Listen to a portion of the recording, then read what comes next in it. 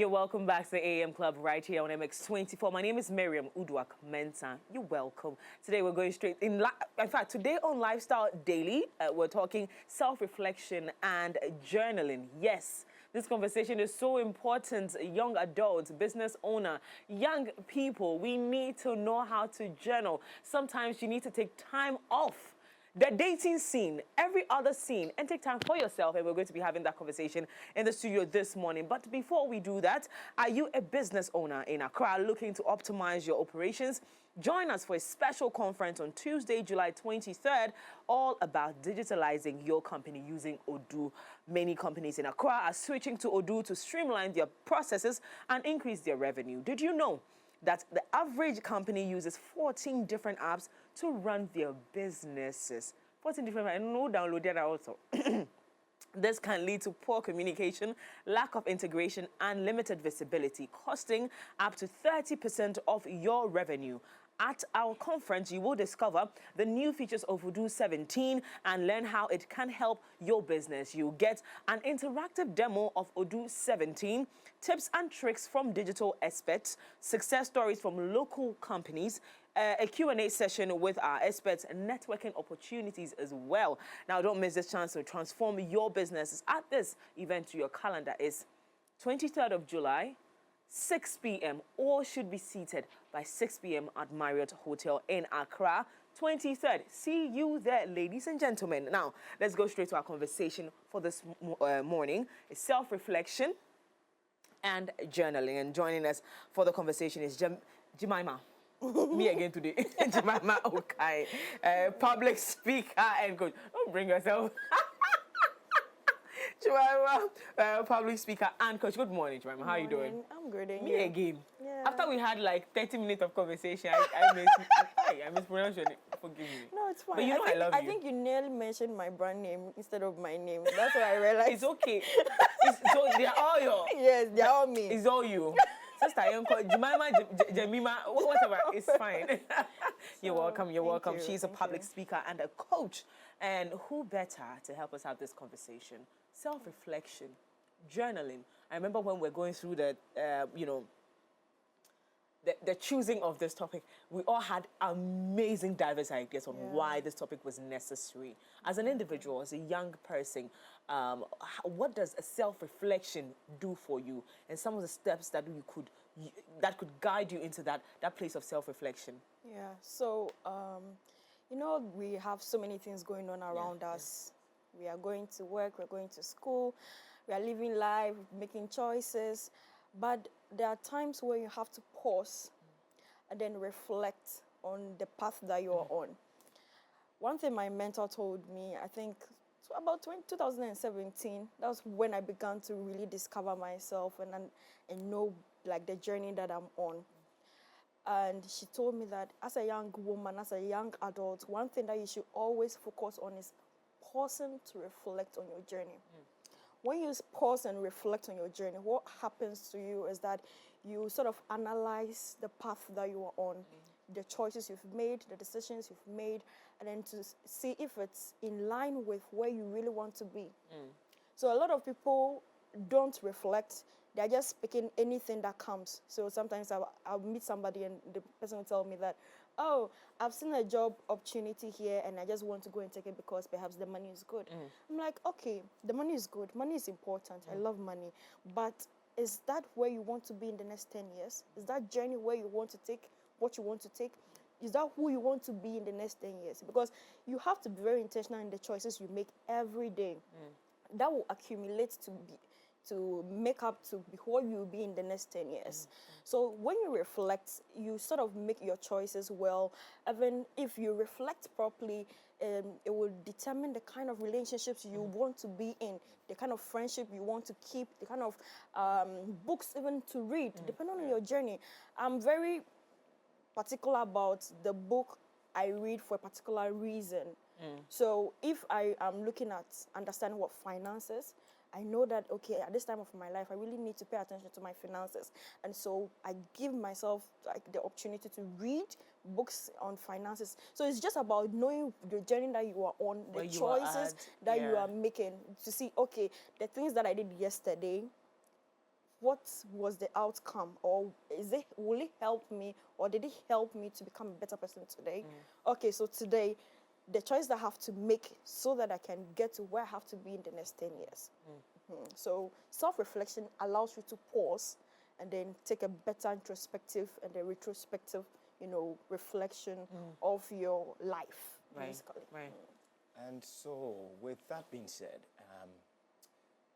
I mean, even with today, what we do is, with technology, we're always on our phones, we're always on our tabs and all that. Yes, most definitely. Someone like Mimi, 4 a.m. Wally. Oh, I love you.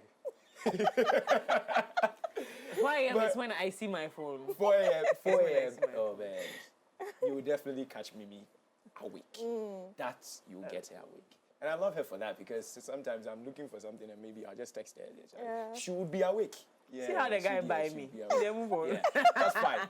But what are some of the practices that we could do? Because, I mean, when you hear journaling, someone will say, okay, let me do away with my gadgets. Let me get a book, a journal, for that matter. Let me write things that I want to do, things that my weaknesses, my strengths, what can I do better, and all that. Is that the only way to go, or there are other ways to go about it? One thing I've come to realize is that whatever you are processing is written down, there is a sort of certainty, and then you get the opportunity to do a proper reflection of your journey. So journaling is not even only about writing your strength and weakness, just write your emotions down. I have journals that I pick and I'm like, oh, this is what I was thinking about when I was doing national service. Okay, so sometimes I look at it and I'm like, okay, I'm on the right path, because when I was doing national service, and national service is just a period in your life where you are now, streaming from school to the work life. And so the things that I wrote down in that notebook, I look at it and I'm like, oh yeah. So now I see that, okay, with what I'm doing, I'm in line with what I have always wanted to do. So if I was in another profession and I pick the journal and I see, this is what I was wishing to be, planning to become, and then why am I taking this journey? Then that gives me the opportunity to reflect on what has happened between the time that I wrote that and today. The choices I've made, what changed in my life, because you can decide to be on this particular journey today. Life experiences can throw you off it. So when you journal, it helps you to go back to your thoughts. This is how I was feeling 5 years ago about this situation. Oh, right. And so you are able to reflect on your journey. And if you are on the journey of personal growth, it helps you to know, be able to take account of your path.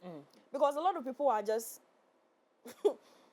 doing so many things without, taking proper account of their actions. Track record of it. So journaling is about you sit down, your emotions, your thoughts, where you are mentally, write it down. Write it down. Sometimes even after writing down, it even gives you the opportunity to now reflect on what you are thinking about. I remember one time I was so down and I was just writing that I'm not happy here, I'm not happy here. After writing that, then the question is, so what are you doing to fix that? Yes. So now my attention was drawn to the fact that I was just complaining about my life, about where I was, but I wasn't taking any action. Then as soon as I finished writing it, it prompted me, okay, then look for, okay, you don't like this. What do you like? Okay, that. In between, what do I have to do from where I don't like to where I like? What do I have to do in between?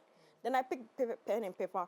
I mapped what I don't like, what I want to be, what do I need to do so that I get here. So it means that when you are able to have what I like, where I want to be, what I need to do, then it helps you make the choices daily towards that goal. So journaling allows you to take account of your emotions. If you realize that you're writing negative things, then you have to pay attention to it. Your entire life is a shambles. Yes, your mindset. Then you have to work on your mindset. That, okay, it's about the way I'm looking at things. It's about my mindset about life. It's about mindset about my choices. Then you look for the help that you need. when you realize that, okay, your health is deteriorating, I'm not feeling well, how can you feel better? What do you need to do so that you feel good?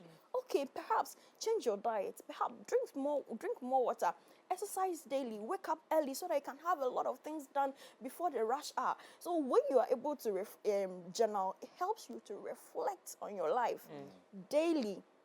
It really helps. If you're not even able to do daily, weekly, you can just, how's my week been? How's my life going? Sometimes intermittently, first quarter, second quarter, sometimes just continually write. It cannot be, sometimes you'll not be able to write daily, but intermittently, take time, write how I'm feeling, where am I now? Is this where I want to be? And then you journal. It helps you take account of your emotions and then know what to do to help yourself. Now, two things I want to ask you, and it's coming from what your submission. One would say that I ask people quarterly, or say at the end of the year, I ask people, how did I do last year? Or who do you think I was last year, and what do you want me to do differently? Good. Guilty, I do that. Yeah, it's good. So people around me, they always wait for me for 31st. That's one. And one would also say that I don't like to write, but I take account of my life and I keep it in my head. Is that some form, these two things, are they healthy enough? Because I want you to take into consideration people's opinion about you sometimes are the way are from the lenses in which they see you. It might not necessarily be who you are being, but maybe in their opinion, this is not it. And then also sometimes when you tell yourself that I'm going to the gym this year I'm going to the gym, I've not written it down, but this year I'm losing all this fat, I'm doing this, I'm doing that, you're putting it down. This year I'm losing all the negative energy, I'm going to tell myself great things, this daily affirmation, I'm going to take it seriously. But you said it in your head and you've written down. Do you think there are things that we can do and still get that result of self-reflection? You know, do you think we can do that? So first of all, you asking people about how you did is one of the good things that you're doing for yourself. Okay. Yeah, because for me, for instance, intermittently, I ask my friends. I have people that I ask, sometimes my siblings as well, because they are your best critic. Yeah. They are the people that you show your real character to. Yes. The people that are very close to your good and the bad. And then you give them the opportunity to be able to be truthful to you. Not those people who are just seated and then just looking at your highlights. Because the people that are close to you are the people that actually know you. So it's good to ask such questions. Before I even started my brand, one of the things that I was asking is that when you think of me, what comes to your mind? Yeah. Then people were telling me this, that. I'm like, okay, it looks like all these that I have will help me to do A, B, and C. Then I use those as my strength and then I focused on it. Okay. Sometimes people, when I was growing up, I used to be a bit, how do you call it? I had anger issues. Oh, you were a bit aggressive. Yes. Not aggressive, but like things just puts me off easily. Yeah. So it was my mom that drew my attention to it and said, Akosia, you have this temper issue. I don't like the way you react to certain things. Then she did her part as a mom, and then I realized that okay, the people around me that are having the effect of that character of mine are not going to be happy if I continue to live that life. So then it helped me take account of the things that I do, the things that I see. If sometimes I feel like I'm talking, I am just expressing myself, but because of the way and manner, the tone I used, it comes across That happened to me recently. So when you're done, I'll tell you my story. So it helps you reflect, okay, Yeah. in instances, if it happens or these things happen again, this is how best I should react. So I started using the point of me keeping quiet when I'm angry. So I will, and then if I don't agree with you, I don't want to say it just on the spot. I'll keep quiet for a while, think through, before I know the right words to choose. So it helped me like manage my relationships and my friendships. Because if not, you put everybody off and everybody will run away from you. So asking people about how you do, how you're making them feel is very, very important. It helps you also do personal analysis of yourself, the decisions you are making, the path that you've taken. It helps, actually. It really helps. And keeping things to memory. The brain is such a way that the more you consume certain things, it's like having a foam that absorbs water, okay? Or let's say Coke. You open Coke and then you're pouring water into it. The more you pour water into it, the color changes. As we are here, and as you are alive, the many things that you encounter, cramps up in your head, okay? It's good that on the spot, you have that emotion to have that reflection of the decisions you make. But the truth of the matter is that for accountability's sake, that is why accountability is important. A lot of people have plans, but they're not accountable to themselves. So, okay, you don't want to write, but you can't keep it in memory. That's the truth of the matter. Naturally, you can't. It's impossible. For how long? Because every morning you can't even remember some of the things, the decisions you make the first night. And then you see, the moments when you're making those decisions, there's an emotion that you have at that moment. Tomorrow you may not have that emotion. So it may not whip up that zeal to make such decisions. Yeah. So things change, things happen differently. But when you write things down, it helps you to come back to it and say, oh, actually, in my first quarter, in my plan 31st night, I wanted to achieve this in the first quarter. But as the middle of the year, mid-year, haven't done anything to help me attain that. Oh, then it means that I have to go back, because forgetfulness, you are likely to forget. So it is nice and cool to just be there and think about your life and reflect. But it's best if you write them down so that you can go back to keep yourself accountable to your journey. Now, in setting very meaningful goals for growth, one would say that, oh, I said I was going to do this, and we all are corporate. Like, this year, may save you pound. Yeah. But then you realize that genuinely responsibilities creep in, things happen. Like a couple of months ago, I knew that I was saving up a certain amount of, no, it's not me, it's my friend. It's not me, it's not me. Nah, can never be me. Can never be me. I knew I was saying, Jay is laughing. If I throw this bottle to you, my friend, who happens to have, some name close to mine, says she's saving up to that a certain amount of money. But then, I think this about March, so May to June, she realized that she's not feeling herself. Like, my body is not bodying. Like, I feel stressed out. So maybe I should do the hospital, then also take care of myself. That's watch what I eat, exercise. Yeah. She goes to the hospital and she has a massive health scare. This also included she getting certain medications. This also included she taking certain diet decisions. Yeah. So her entire life changed from June. Yeah. Her entire life changed. What she eats, what she drinks, and now that is financially heavy on her. So she has to empty a certain account to make sure that new life of hers, and then she has a son who gets another health situation that, she spent a whole weekend in the hospital spending that amount of money. So that's my plans versus what happens in reality. Yeah. Now, when you sit down and you look at it, your money has finished. The money, you don't buy it. Yeah. And you're looking at, and sometimes this one also looks like failure. Sometimes when you look at it, you're like, what is wrong with me? I can never do anything right. But when you're setting realistic goals for the future, for growth, what are some of the things that you can do? Considering all these things that will happen, unforeseen circumstances, what can you do? Unforeseen circumstances are unforeseen. Yes. And you can never plan for illness. Sometimes it happens when you're not prepared for it. One thing I've come to realize is that in times of such challenges or changes, we as human beings take time to adapt and be okay with the new life that we have to now embark.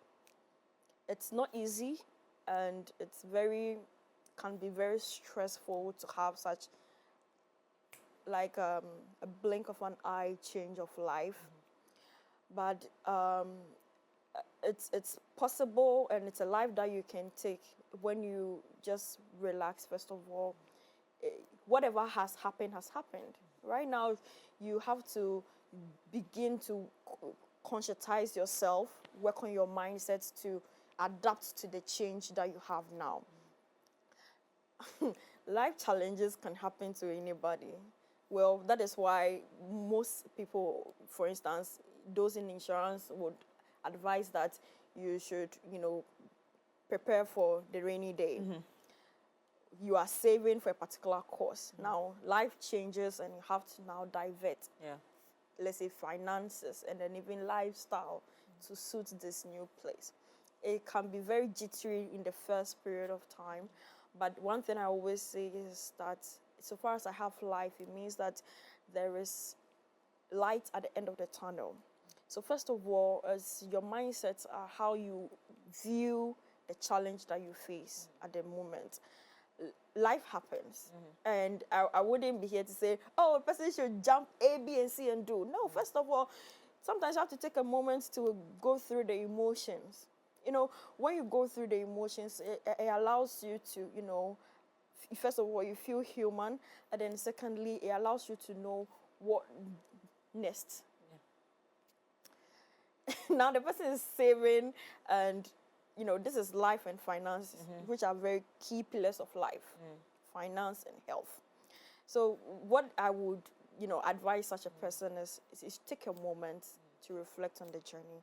It's okay to cry sometimes. It's okay to feel overwhelmed, but begin to have a different perspective about your challenge. Realign. Yeah. Have a different perspective about your challenge. View it as a challenge, and you will surmount it.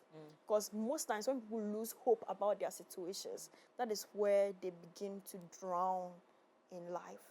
Never lose hope about your situation. Everybody goes through a difficult period of time.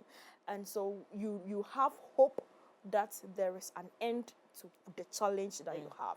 There'll be a brighter day. There's a light at the end of the tunnel. There is no illness that you not know how to manage, or it may not have cure. Whatever it is, so far as you are putting in place the right measures, having the right mindset to it, you will be able to assess it and then manage it properly. So I would say that it's okay to go through the change, because change is not easy. Go through the emotions, but please have the right mindset about it. Understand what is even the purpose of this particular season of my life. What can I even learn from these challenges? How is it now going to, okay, so perhaps you've been diagnosed of diabetes. Okay, it's very scary to think that you have diabetes, but then it means that it could be as a result of the choices you've made in the past years. Then this challenge allows you to reflect on your life choices. The truth of the matter is that failure, like you said, is good for us, but it's not an easy emotion to go through it. I've become a better person because of my failures.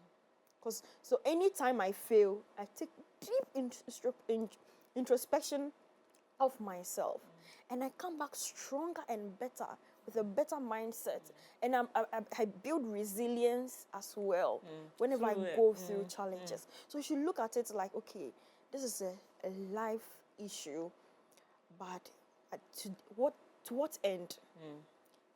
Thank God you have other help, medical help.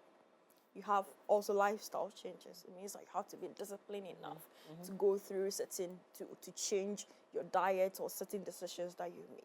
It also means that you have to be particular about your medication, the medication that you are taking. Okay. It also means that, when you're going through this, you should have good relationships around you, people that lift you up when the going gets tough. You should, even if possible, you can seek therapy. because the therapists and the counselors help you go through those seasons in your life with a better mindset, better introspection about it. So I would say that such a person should go through the emotions, but see it as an opportunity for personal growth, and then also have a positive mindset about it, and then never lose hope. Because the moment you lose hope, that is when you begin to drown into it. Mama, do you know the person? I'll tell you after the show. The person will find you. I'll tell you after the show. Don't worry. Someone I told will me, tell you. my mom once said that the reason, and by the way, big shout outs to you. Yesterday we had a deep conversation. I love you so much. Lady Rosamond Pamper, I love you, okay? Now let's talk about what she said. She said it's called going through it for a reason. Yeah. If you're going through a phase, it's because you're not staying there. You can never stay there.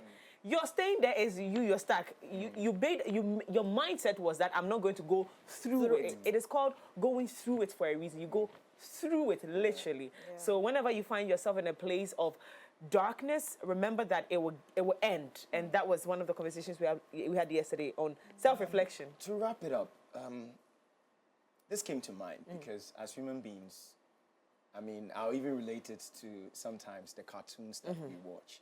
You realize that you are there, and even in the cartoons, there's an angel here. There's something perceiving an angel here, and there's something the devil is there. And I just take it into the positive thoughts and the negative thoughts. Okay. How do you manage that?